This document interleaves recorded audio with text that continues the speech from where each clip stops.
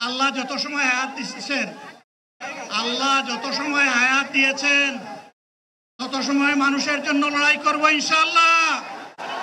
এই লড়াই বন্ধ হবে না। বাংলার মানুষের মুক্তি অর্জন হওয়া পর্যন্ত আমাদের লড়াই অব্যাহত থাকবে।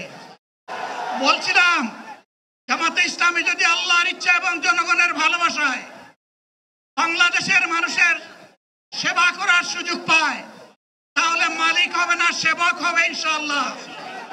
আজ আমি ঘোষণা দিচ্ছি, লক্ষ জনতাকে সাথে নিয়ে বাংলাদেশ জামাতে ইসলামী থেকে যারা আগামীতে সংসদ সদস্য হিসাবে নির্বাচিত হবেন, আরে আপনারা কথা বন্ধ করেন, আপনারা কথা বন্ধ করেন, সবাই বসে পড়েন, সবাই বসেন, বসেন, কেউ দাঁড়াবেন না, সবাই বসেন। যদি আল্লাহর ইচ্ছায় জনগণের ভালোবাসায় বাংলাদেশ জামাতে ইসলামী থেকে সংসদ সদস্যরা নির্বাচিত হয়ে সরকার গঠন করেন, তাহলে কোনো এমপি, কোনো মন্ত্রী আগামীতে সরকার কিন্তু প্লট গ্রহণ করবে না। কোন এমপি এবং কোন মন্ত্রী ট্যাক্সবিহীন কোন গাড়ি চড়বে না। কোন এমপি এবং কোন মন্ত্রী তার নিজের হাতে কোনো টাকা চালাচালি করবে না।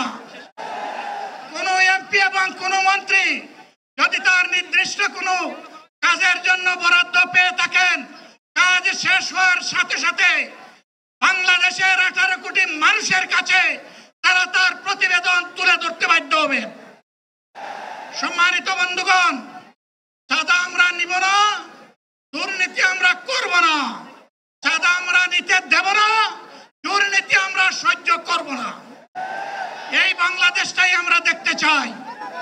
যুবকদেরকে আমরা স্পষ্ট ভাষায় বলতে চাই, বন্ধুগণ, তোমাদের সাথে আমরা আছি।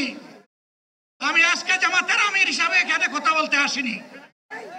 আমি এসেছি বাংলাদেশের 18 কোটি মানুষের একজন হয়ে কথা বলতে। আমি শিশুদের বন্ধু, আমি যুবকদের ভাই,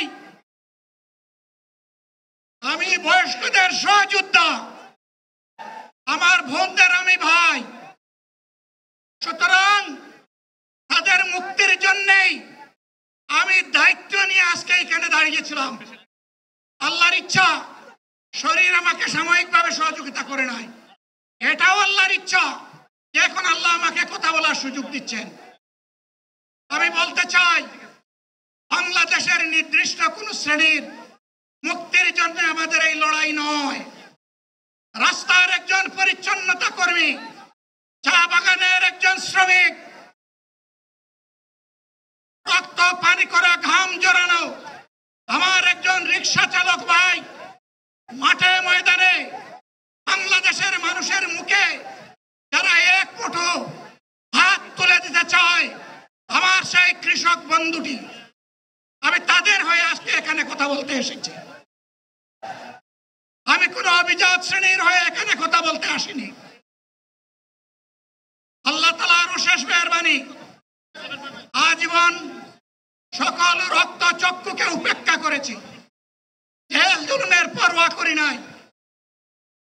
আমার আফসোস, 24 সালে জাতিকে মুক্তি দিতে গিয়ে যারা জীবন দিয়ে শহীদ হলো, আমি তাদের একজন হতে পারলাম না। আপনাদের কাছে দোয়া চাই, ইনসাফের ভিত্তিতে একটি দেশ গড়ে তোলার জন্য আগামীতে যে লড়াই হবে, আমার আল্লাহ যেন সেই লড়াইয়ে আমাকে একজন শহীদ হিসাবে কবুল করেন। সম্মানিত বন্ধুগণ, আমাদের প্রিয় শহীদ নেতৃবৃন্দ 2006 সালের 28 অক্টোবর থেকে শুরু করে পল্টন গণহত্যা, শাপলা গণহত্যা, সারা দেশের গণহত্যা, পিলখানার গণহত্যা, 24-এর গণহত্যা, এই গণহত্যা যারা করেছে তাদের সকলের বিচার বাংলাদেশের মাটিতে নিশ্চিত করতে হবে। এদের বিচারের দৃশ্যমান প্রক্রিয়া শুরু না করা পর্যন্ত পুরানা ব্যবস্থাপত্রে বাংলাদেশ আর চলবে না। এতগুলা মানুষ এমনি এমনি জীবন দেয় নাই, জীবন দিয়েছে জাতির মুক্তির জন্য। যদি বস্তা পোতা পুরানা সবকিছুই টিকে থাকবে, তাহলে কেন তারা জীবন দিয়েছিল?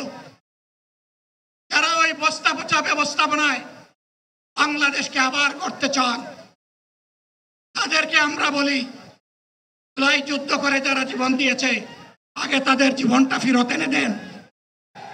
যদি শক্তি তাকে ফেরত এনে দেন।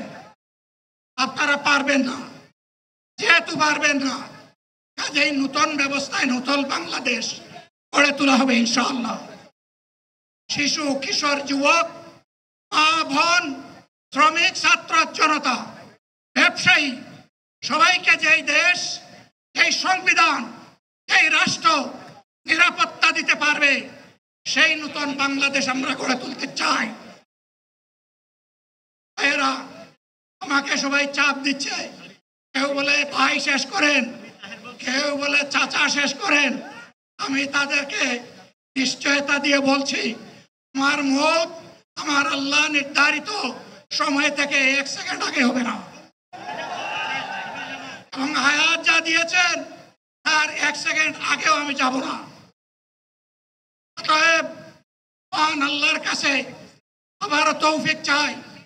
আপনাদের কাছে যে কষ্ট হয়েছে আপনারা, আমি তো এখানে শান্তিতে বসাচ্ছিলাম, আর চতুর্দিকে শুধু দৃষ্টি বুলাচ্ছিলাম। কি কষ্ট হচ্ছে আমার ভাইদের, ভাইরা, এই কষ্ট আল্লাহর জন্য। এই কষ্ট কার জন্য? ইনশাআল্লাহ আল্লাহ তাআলা আপনাদেরকে তার উপযুক্ত যা দুনিয়ায় দিবেন, আখিরাতে দিবেন। আপনাদের এই ত্যাগের বিনিময়ে নতুন বাংলাদেশ আমরা পেয়ে যাব। আসুন সেই নতুন বাংলাদেশের জন্য একবার স্লোগান দিয়ে শেষ করি, নারায়ে তাকবীর। আসসালামু আলাইকুম ওয়া রাহমাতুল্লাহ।